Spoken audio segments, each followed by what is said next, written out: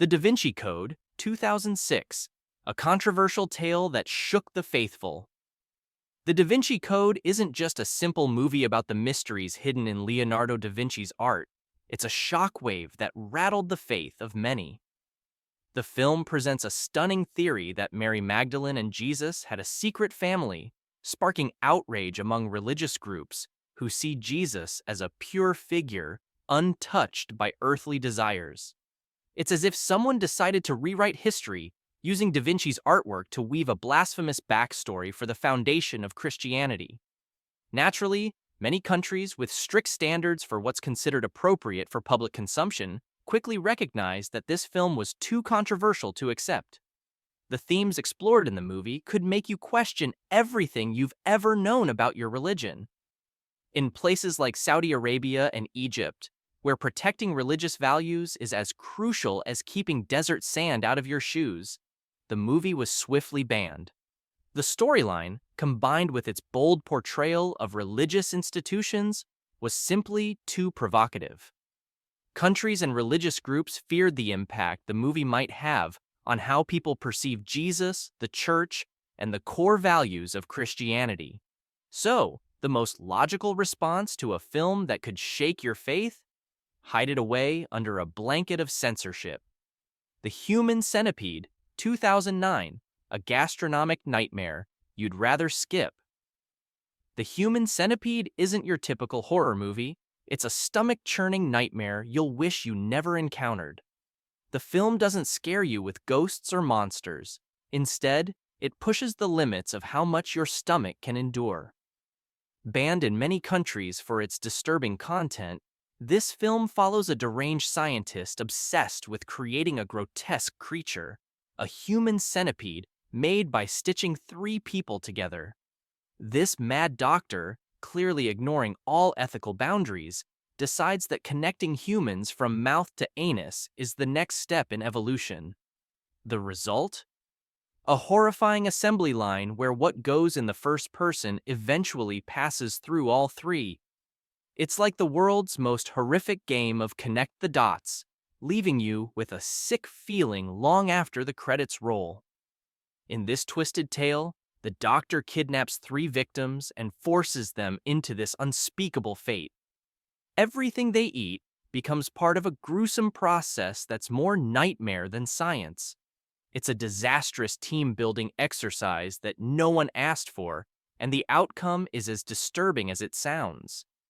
Countries didn't hesitate to ban this film, choosing to protect their citizens from what can only be described as a traumatizing experience.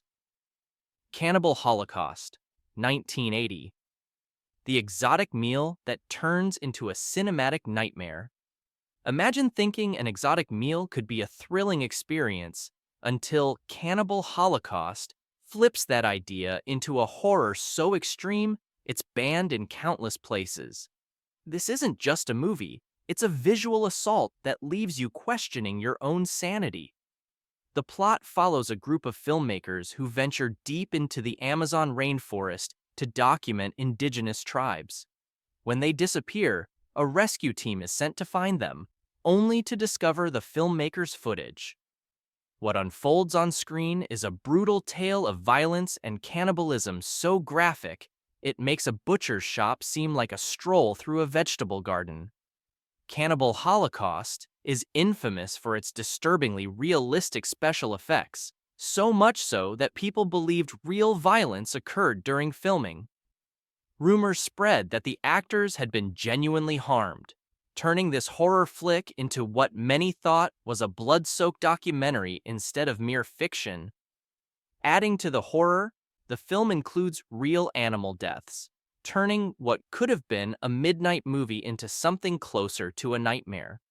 The intensity of its content forced governments and film boards worldwide to ban it, deciding that there are far less traumatizing ways to enjoy a horror movie.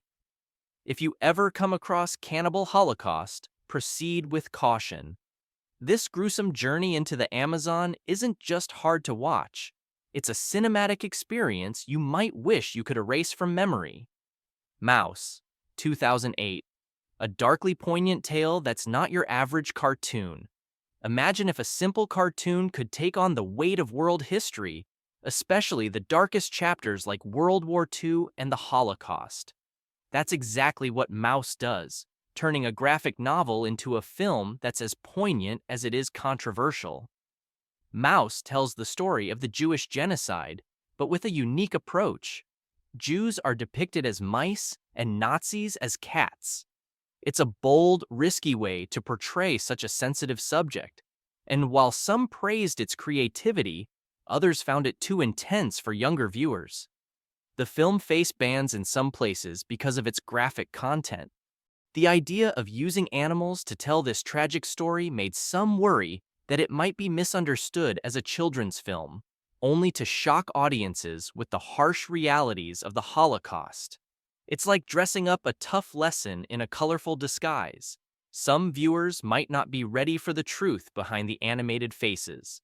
Critics also argued that the cartoonish style could undermine the seriousness of the Holocaust, making it seem less real. They feared that by softening the visuals, the film might dilute the impact of the true horrors it represents, much like adding sweetness to a dish that's meant to be savored for its raw, intense flavor. Because of these concerns, Mouse was kept out of reach for younger audiences in some schools and countries.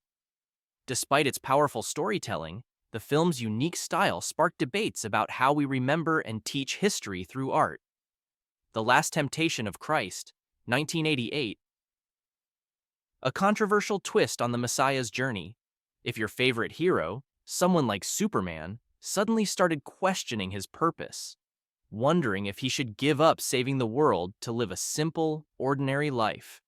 That's the provocative twist in The Last Temptation of Christ, and it's why the film stirred up so much controversy. Directed by Martin Scorsese, this film offers a daring what-if scenario where Jesus Christ is tempted by the idea of living like a regular person. Instead of focusing solely on his divine mission, he starts to wonder what it would be like to get married, have kids, and lead a quiet, normal life, like anyone else. The film explores this internal conflict, where Jesus is torn between embracing a peaceful, everyday existence and fulfilling his role as the Savior. It's a powerful struggle, one that shows the human side of a figure who is usually seen as purely divine. This portrayal didn't sit well with many religious communities.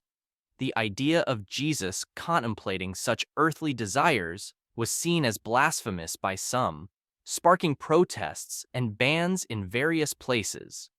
For them, it was like seeing their superhero hesitate, an unacceptable portrayal of someone who is supposed to be unwavering in his mission.